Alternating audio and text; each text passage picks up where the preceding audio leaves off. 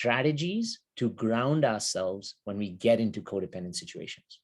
So if you've identified what your codependent mechanisms are, whether it's like you talked about, high adrenaline addiction, getting into a sexual situation, people pleasing, lack of boundaries, controlling, emotional neglect, emotional abuse, there's so many of them. If you can identify, and the more you can identify, we're going to go backwards. We've asked ourselves, what was I going through in that moment? Or who was I in that moment? Remember, what we are, we will attract. Then we go back a step and say, this is a really easy one. Now I'm going to tell you, again, in a space like the Gauntlet, where we dive really, really deep to take people all the way back to your core wounds, most of what you're doing.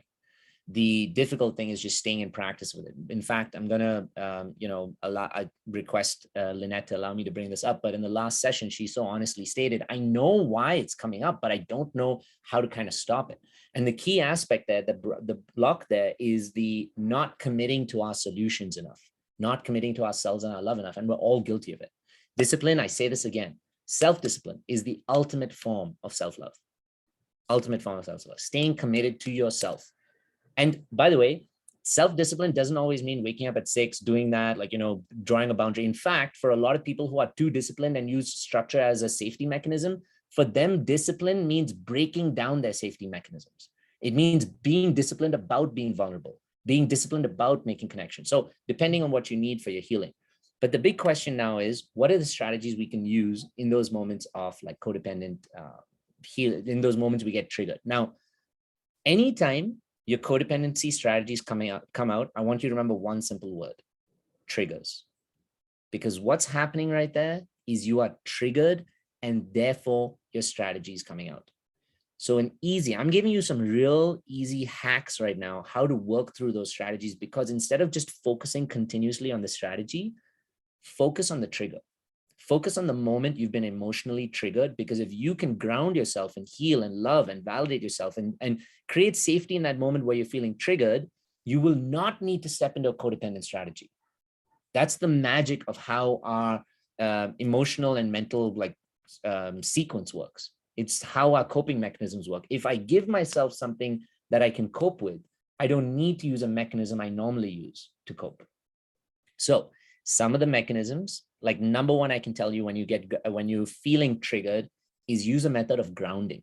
Now let's use some physical grounding. Remember I said, planting your feet on the ground, etc. That's something you could do whenever we're triggered. And I love that Lindsay brought this up when she shared it. She said, I don't even know when I step into this mechanism. I only find out afterwards. If we are to ask ourselves, why is that? How many of us feel that way? When you get triggered, you don't even realize you're getting triggered. You just get taken over by the emotional dysregulation, and you only realize after. How many of us feel that way? Let's be honest. Okay, good. That means we're not paying enough attention to our nervous systems. So we're not observing our nervous systems enough, because our nervous system is actually what's completely dysregulated, and therefore our mechanism is taking over us. So one method that's really good, after a really simple and easy thing to do in that moment, is to ground yourself. When you ground yourself, you are creating an electrical discharge for your nervous system. You're not allowing it to be so fucking agitated.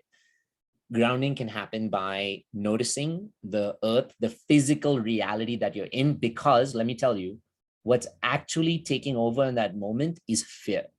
Fear of something that happened in the past, which is rejection or abandonment or validation, repetition of feeling the way you've felt in the past, something from the past. It's nothing to do with that present moment. And so grounding yourself brings you into the physical aspect of that present moment. You are disconnecting from the past taking over you. It's extremely valuable and important. You can ground, like I said, by planting your feet on the ground, squiggling your toes and try and clench your toes against the surface or not, feeling like a solid surface underneath you. Paying attention to what is real right now is so important. You can also do that using any of your senses. You can use it using your eyes, look around the room. Breath work. Number 2, breath work is so fucking powerful, because breath work is one of the best ways to regulate your nervous system. So what I'm needing in that moment is just to feel loved, is just to feel safe. So all of those things, it is so fucking important to be able to find a way to give those things to yourself, especially in those moments when you get into a codependent or a triggered space, because that will eliminate the need for you to go out and get it from someone else. For example, if you're at home and you identify with a controlling mechanism with codependency, where let's say your partner doesn't do things a certain way and you're always like, do this way, put this that way, why couldn't you fucking clean the dishes like this, blah blah blah. Pull back and ask yourself, what do you need in that moment? Do you want things to be perfect? Okay, why do you want things to be perfect? Because when I want things to be perfect, it reflects upon me being valuable. And it reflects upon when I was in my childhood. I had to do things right. Otherwise, my dad would be pissed. I had to do things the best. Otherwise, I wouldn't get love. And so perfectionism is almost like your version of trying to attain some sort of love and validation. And you're projecting this onto a partner by saying, you're not fucking perfect. You can't do it the way I want. So pull it back to you and say, I am safe.